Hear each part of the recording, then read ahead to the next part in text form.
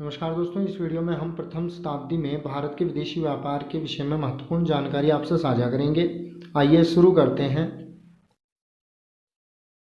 कुषाण काल में देश के सुदूरवर्ती हिस्सों तक पहुंच सुनिश्चित हुई और संपर्क के नवीन आयाम विकसित हुए। ये आयाम थे: पहला, हिप्पोलस द्वारा पश्चिमी एशिया से भारत आने वाले मानसूनी समुद्री रास्ते की खोज। दूसरा, भारत होकर चीन से यूरोप जाने वाले रेशम मार्ग की स्थापना। तीसरा, दक्षिण पूर्वी एशिया जाने वाले समुद्री मार्ग का उपयोग। प्लिनी जैसे लेखकों की शिकायत थी कि उसके देश रोम से मुद्रा अर्थात स्वर्ण और रजत का प्रवाह भारत की ओर हो रहा है। इससे ये पता चलता है कि व्यापार संतुलन भारत के पक्ष में था, अर्थात भारत आयात कम किया करता था और निर्यात अधिक किया करता था रोम से। अरिकमेडु में मात्र कुछ महीनों की खुदाई में भूमध्य सागरीय वस्तुओं का विशाल संग्रह मिला है, जबकि तक्षशिला में वर्षों की खुदाई से भी बहुत कम वस्तुएं प्राप्त हुई हैं। इस प्रकार स्पष्ट है कि उत्तर भारत की अपेक्षा दक्षिण भारत विदेशी व्यापार, खासकर रोमन व्यापार से अधिक प्रभावित था। भारत एवं मिस्र के मध्य व्यापार। टॉलमी वंश के शासकों ने 3री शताब्दी ईसा पूर्व में बेरेनिस तथा म्योस हरमुज जैसे बंदरगाहों का निर्माण करके सीधे व्यापार को प्रोत्साहित करने की कोशिश की, परंतु भारत एवं मिस्र के बीच समुद्री व्यापार 23 ईसा पूर्व के बाद ही शुरू हो पाया। हालांकि पूर्ण समुद्री व्यापार 23 ईसा पूर्व तक भी बहुत लोकप्रिय नहीं था। प्रथम शताब्दी ईसा पूर्व के अंत में भारत में व्यापार में वृद्धि हुई, यानी कि भारत के व्यापार में वृद्धि हुई थी प्रथम शताब्दी ईसा पूर्व के अंत में। स्ट्रैबो लिखता है कि सिर्फ म्योस हरमुज के बंदरगाह से एक मौसम में लगभग 120 जहाज भारत आते थे। अब बात करते हैं भारत एवं रोम के मध्य व्यापार की। व्यावसायिक रूप से इस काल की सबसे महत्वपूर्ण घटना थी भारत, विशेषकर दक्षिण भारत का रोमन साम्राज्य के साथ उन्नतशील व्यापार होना। प्रारंभ में यह व्यापार अधिकतर भूमि मार्ग से होता था, लेकिन प्रथम शताब्दी तक आते आते यह समुद्री मार्ग से होने लगा। हिप्पालस द्वारा 45 ईस्वी में मानसून की खोज के बाद इस व्यापार को और अधिक बल मिला। मानसून शब्द जो है वो अरबी शब्द मौसम से उत्पन्न है। 45 ईस्वी के बाद नाविक गुजरात में बेरीगाजा, जिसे भृगुकच्छ कहा जाता था, तमिलनाडु में पांडिचेरी के निकट अरिकमेडु तथा पश्चिम बंगाल में ताम्रलिप्ति, जिसे ताम्रलुक के नाम से जाना जाता था, ऐसे बंदरगाहों पर आसानी से पहुंचने लगे थे। इस व्यापार का सचित्र विवरण पेरिप्लस मेरिस एरिथ्रियाई अर्थात पेरिप्लस ऑफ इरिथ्रियन, या हिंदी में अगर कहें तो लाल सागर की समुद्री यात्रा नामक ग्रंथ में मिलता है, जिसे लगभग 60 ईस्वी में अलेक्जेंड्रिया के गुमनाम लेखक ने लिखा था, जो कि एक नाविक था। भारत का रोम के साथ व्यापार दैनिक आवश्यकताओं की सामग्री का नहीं होता था।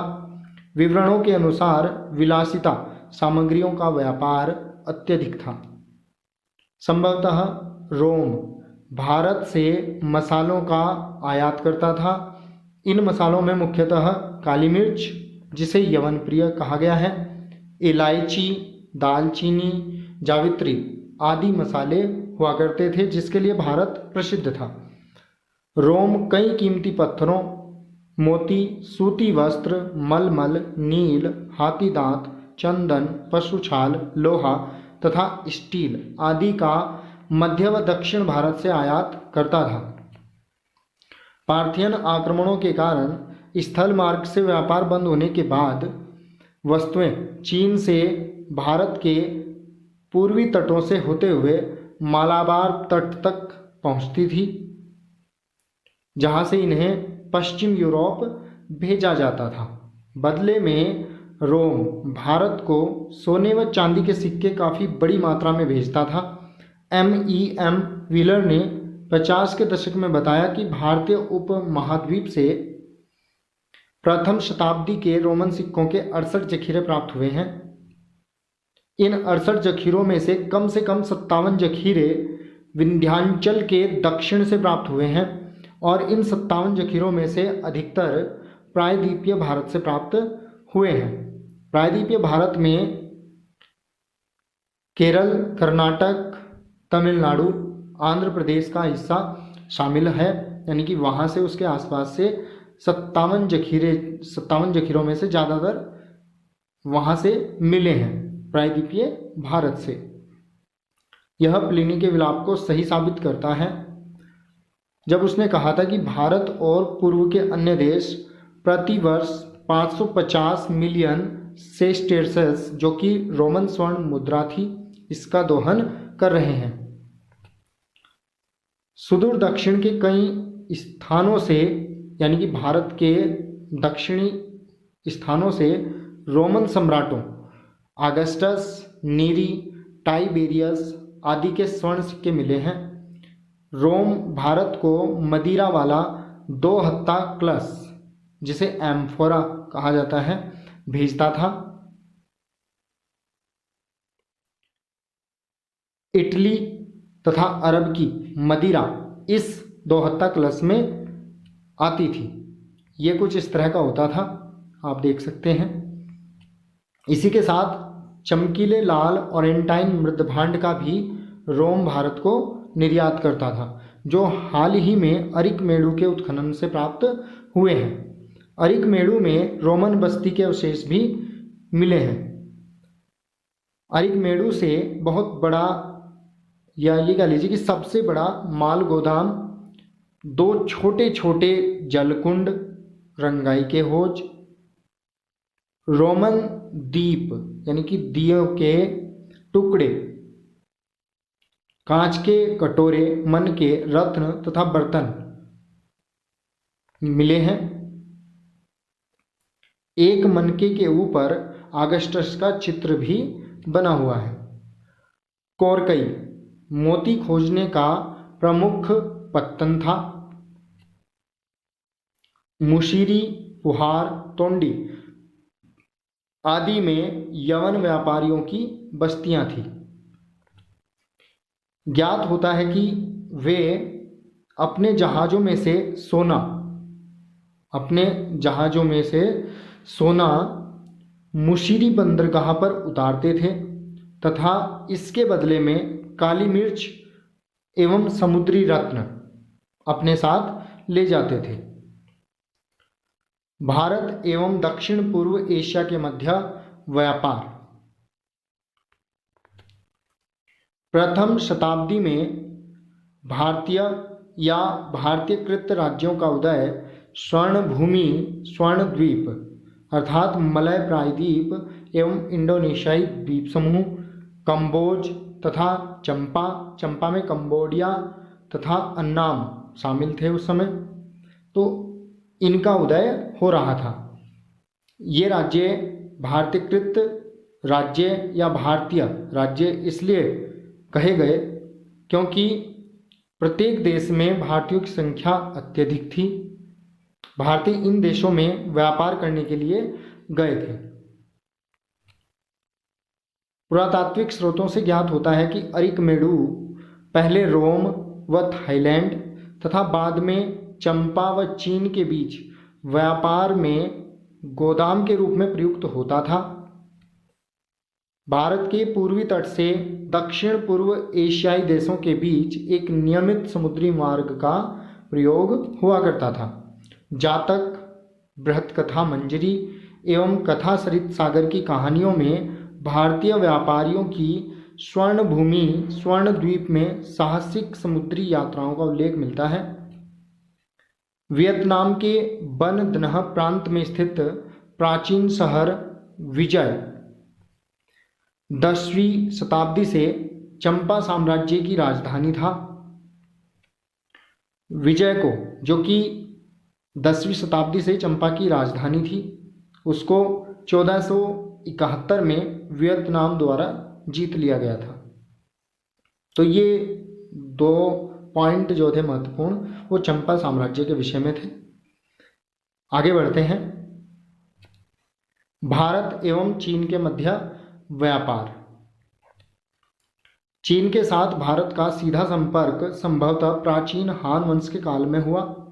हान वंश के इतिहास में हवांगचे संभवतः दक्षिण भारत में कांचीपुरम की समुद्री यात्रा का उल्लेख मिलता है। भारत तथा चीन के बीच स्थल मार्गीय व्यापार भी समृद्ध था। प्रथम शताब्दी में निम्न गंगा के रास्ते कच्चे चीनी रेशम, रेशम के धागों और रेशमी वस्त्रों का नियमित स्थल मार्गीय व्यापार होता था।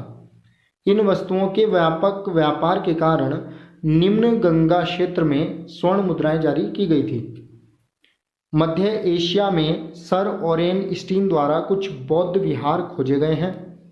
ये बौद्ध विहार व्यापारियों के रात्रि विश्राम के लिए कारवांश्राय का कार्य भी करते थे। तो ये कुछ महत्वपूर्ण जानकारी थी भारत और चीन के मध्य व्यापार से संबंधित। आगे बढ़ते हैं। व्यापार संस्थाएं।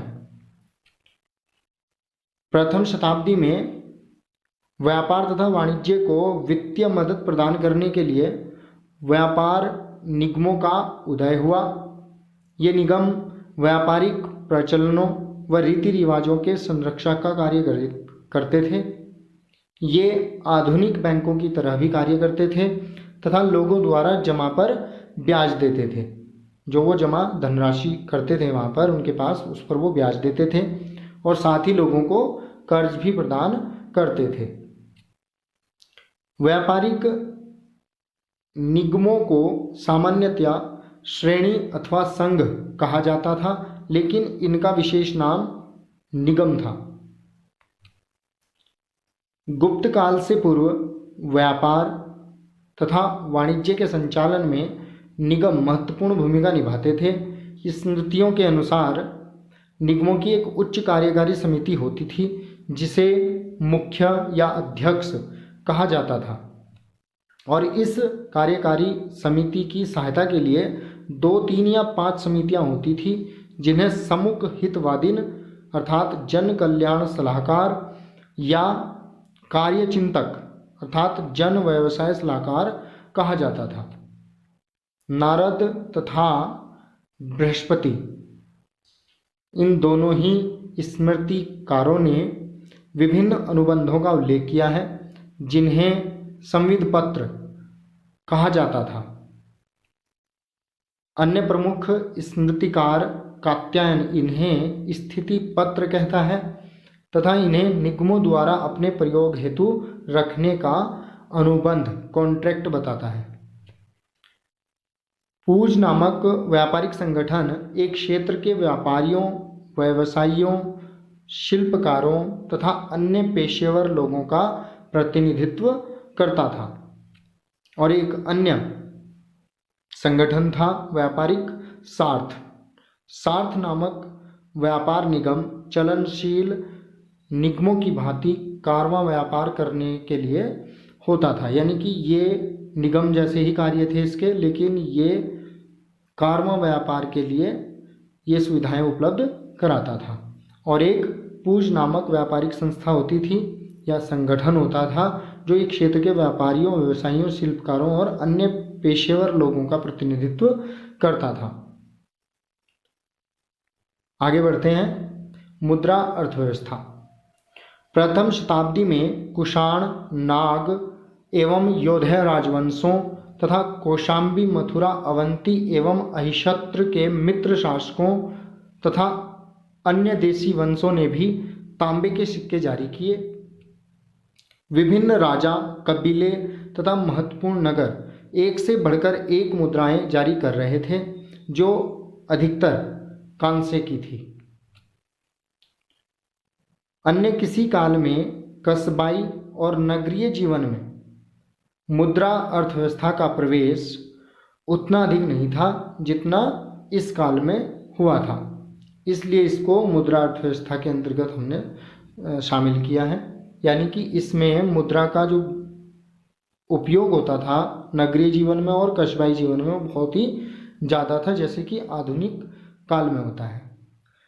मैं उम्मीद करता हूँ कि प्रथम शताब्दी में भारत के विदेशी व्यापार से संबंधित इस वीडियो में जो जानकारी आपको दी गई है वो आपको पसंद आई होगी। Thanks for watching. Please like and share the video and subscribe my channel.